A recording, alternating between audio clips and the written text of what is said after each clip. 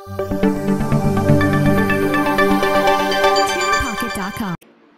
बच्चों, electromagnetic radiation के बाद बात आती है इलेक्ट्रोमैग्नेटिक स्पेक्ट्रम की, है ना। तो इलेक्ट्रोमैग्नेटिक तो टर्म आपको समझ में आ गया, ठीक है। अब बात करते हैं स्पेक्ट्रम। स्पेक्ट्रम का क्या मतलब होता है? स्पेक्ट्रम का मतलब होता है कि जो भी अवेलेबिलिटी है वेवलेंथ की, मतलब कंटिन्यूअस इंक्रीज और डिक्रीज इन द वेवलेंथ, है ना। जैसे मान लो कि आप ऐसे समझो कि हमारे पास अलग अलग वेवलेंथ है, बिना किसी गैप के अगर हमने सारी वेवलेंथ को अरेंज कर दिया तो वो क्या बन जाएगा? एक स्पेक्ट्रम। सिंपल एग्जांपल से हम आपको समझाते हैं। रेनबो तो कभी ना कभी आप सभी लोगों ने देखा ही होगा। तो अगर आप रेनबो को ध्यान से देखेंगे तो उसमें एक कलर दूसरे कलर में शिफ्ट होता चला जा रहा है। ऐसा नहीं एकदम क्लियर कट लाइन नहीं है ना, कि रेड के बाद ये लाइन बनेगी फिर ऑरेंज आएगा। रेड ही धीरे धीरे ऑरेंज में शिफ्ट हो गया, फिर ऑरेंज धीरे धीरे येलो में शिफ्ट हो गया, एंड सो ऑन, है ना। तो अगर स्पेक्ट्रम का मतलब आपको पता ही है कि जो कलर है, कलर इज बेसिकली जो कलर हमें दिखाई पड़ता है, मतलब वहां पर वो स्पेसिफिक वेवलेंथ की बात हो रही है। वेवलेंथ चेंज करेंगे कलर चेंज हो जाएगा। तो जो स्पेक्ट्रम है, स्पेक्ट्रम का मतलब हो गया arrangement of wavelength in either increasing order और डिक्रीजिंग ऑर्डर। हम लोग जो कुछ भी देख पाते हैं बेसिकली वो बहुत छोटा सा पार्ट है इलेक्ट्रोमैग्नेटिक स्पेक्ट्रम का, बहुत छोटा सा पार्ट है। तो अभी हम लोग डिस्कस करने जा रहे हैं अबाउट इलेक्ट्रोमैग्नेटिक स्पेक्ट्रम। सिंपल सा टॉपिक है, हमने आपके लिए सब कुछ पहले से ही बना के रखा है। पहले क्या बना है इसको समझते हैं। बेसिकली हमने इस कॉलम में वेवलेंथ लिखी है जो कि है मीटर्स में। तो ये सारी वेवलेंथ है। अगर आप देखिएगा तो ये increasing order of their wavelength है, increasing order of the wavelength, ठीक है।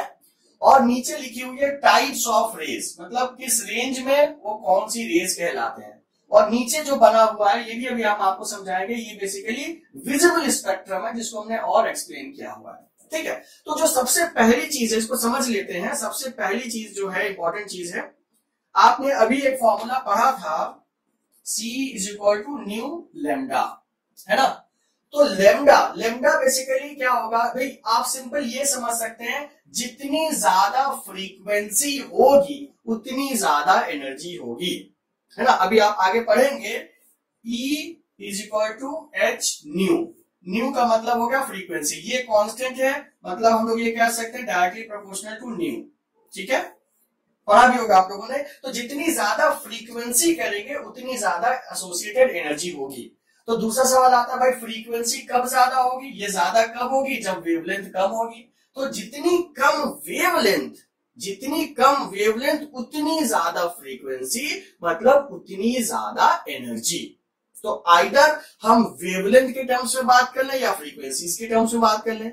तो क्योंकि हमने यहां पर वेवलेंथ लिखा हुआ है तो वेवलेंथ के टर्म्स में बात करेंगे। कहने का मतलब हो गया जितनी कम वेवलेंथ उतनी ज्यादा एसोसिएटेड एनर्जी। एकदम सिंपल बात, जितनी कम वेवलेंथ उतनी ज्यादा एसोसिएटेड एनर्जी। अब आप देखिए, शुरुआत करते हैं सबसे ज्यादा वेवलेंथ से। आपको पता ही है कि हम लोग हर समय वेव से घिरे हुए, रेडिएशन से घिरे हुए। कैसे पता? ओ भाई आपका फोन बगल में रखा है, कैसे बच जाता है? वेव्स आ रही हैं, एफएम चलाते हैं, कैसे बच जा रहा है? टीवी का सिग्नल, डीटीएच सिग्नल कैसे आ रहा है? तो हर तरफ हम लोग रेडिएशन से घिरे हुए हैं, आप चाह करके उससे बच नहीं सकते। फिर सवाल आता है कि जो रेडिएशन है फिर उससे हमें नुकसान क्यों नहीं हो रहा है? इंपॉर्टेंट क्वेश्चन है। यही हम रेडिएशन जब यूवी में पहुंच जाते हैं तो हमको नुकसान होने लगता है। तो सोचने वाली बात है, जो अभी आपके आसपास में है जो रेडिएशन हैं बेसिकली उनकी वेवलेंथ बहुत ज्यादा है। और जब वेवलेंथ बहुत ज्यादा होगी दैट मींस उनके साथ में एसोसिएटेड एनर्जी जो है वो बहुत कम होगी। देखते हैं, अगर हम बात करते हैं 10 टू द पावर 6 तो इसको हम लोग लॉन्ग रेडियो वेव्स बोलते हैं, लॉन्ग रेडियो वेव्स, ठीक है। और रेंज अगर 10 टू द पावर 1 से 10 टू द पावर 4 मीटर, सब कुछ हम मीटर के टर्म्स में बता रहे हैं। 10 टू द पावर 4 और 10 to the power 1 to 10 to the power 4 metre है तो उसको हम लोग रेडियो वेव्स बोलते हैं, रेडियो वेव्स। उसको हम लोग ने दो पार्ट में किया हुआ है, short radio waves, long radio waves, और 10 टू द पावर है उसको सिंपली 10 टू द पावर 1 में उसको सिंपली रेडियो वेव्स कहते हैं, ठीक है। कहने का मतलब है कि ये जो चीजें हैं इसके बाद आप 10 टू द पावर 1 के बाद आप जो देख रहे हो इससे हमें हार्म नहीं है। इसमें आपका मोबाइल चल जा रहा है, रेडियो चल जा रहा है, एफएम चल जा रहा है, टीवी चल जा रहा है, तो इससे हमको कोई भी हार्म नहीं है क्योंकि इनकी वेवलेंथ बहुत ज्यादा है। और वेवलेंथ बहुत ज्यादा का मतलब इनके साथ में जो एसोसिएटेड एनर्जी है वो बहुत ही कम है। थोड़ा और ऊपर की तरफ बढ़ते हैं तो ये हो जाएगा बेसिकली माइक्रोवेव, ठीक है। तो माइक्रोवेव ये वो वाला माइक्रोवेव नहीं है जो आप माइक्रोवेव करते हैं, वो नहीं है, ठीक है।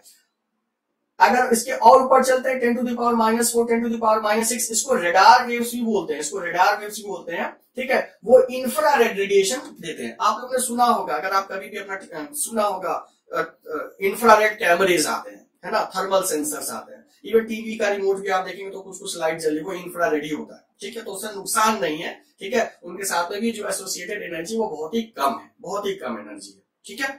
तो इनको रेडार वेव्स भी बोलते हैं। और रेडार के बाद आप नाम से भी देख सकते हैं कि यहाँ पर फार मतलब कि कैसे नामकरण कैसे हुआ, जो विजिबल है विबग्योर, तो इधर आर आएगा, आर के पास में है तो नियर इंफ्रारेड, इंफ्रा मतलब इससे कम, ठीक है, इससे कम, और कम क्या चीज, एनर्जी के टर्म्स में बात हो रही है। नियर आईआर और ये फार आईआर, रेड रीजन के पास में है तो उसको इंफ्रारेड कह दिया गया। नियर इंफ्रारेड मतलब एकदम पास में होगा, रेड से थोड़ा दूर है लेकिन वो भी अभी भी इंफ्रारेड रीजन में है, उसको फार इंफ्रारेड कह दिया गया। इनके साथ में भी एसोसिएटेड एनर्जी होती है।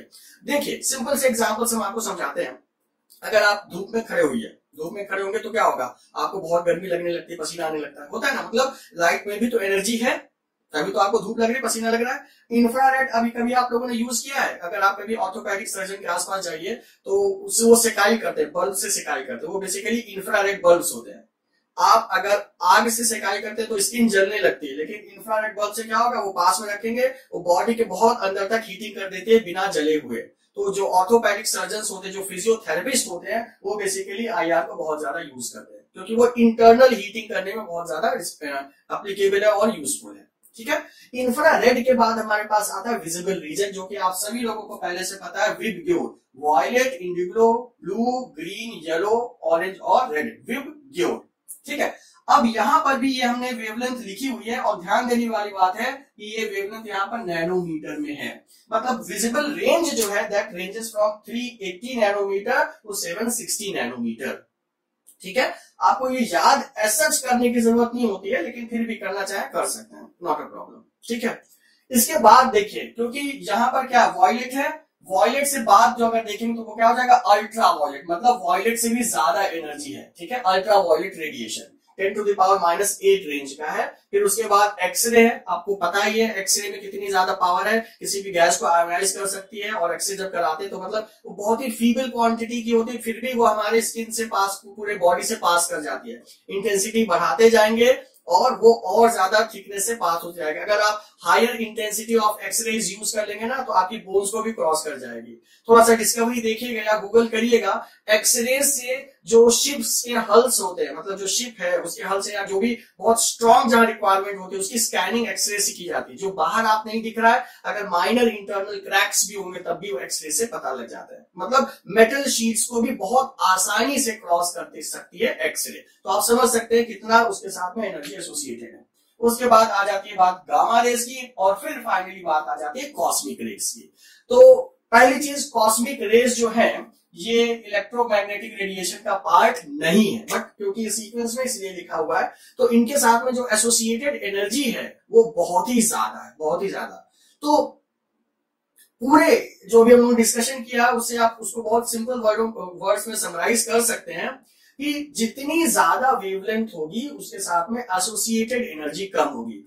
वेवलेंथ कम करते जाएंगे, एनर्जी एसोसिएटेड जो है वो बढ़ती चली जाएगी। स्पेक्ट्रम क्या है, कंटिन्यूअस। आप कभी भी देखो जो कंटिन्यूअस स्पेक्ट्रम है, मतलब कि बीच में वेवलेंथ कम नहीं हुई, इसलिए रेंजेस लिखे हैं। 380 के बाद 430 है, फिर 31, 32 एंड सो ऑन। तो मतलब एक एक वेवलेंथ भी आप बढ़ाते चले जाओगे, तो वो कंटिन्यूअस है, कहीं डिस्क्रीट नहीं है, एक के बाद एक वेवलेंथ पूरा का पूरा ये रहेगा, तभी इसको कंटिन्यूअस स्पेक्ट्रम कहा गया है। क्योंकि ये लाइट की बात की जा रही है, और आपको पता ही है कि लाइट क्या होता है, इलेक्ट्रोमैग्नेटिक वेव्स है, इलेक्ट्रोमैग्नेटिक रेडिएशन है, अभी हम लोगों ने पढ़ा था, तो इसीलिए नाम पड़ गया है इलेक्ट्रोमैग्नेटिक स्पेक्ट्रम, ठीक है।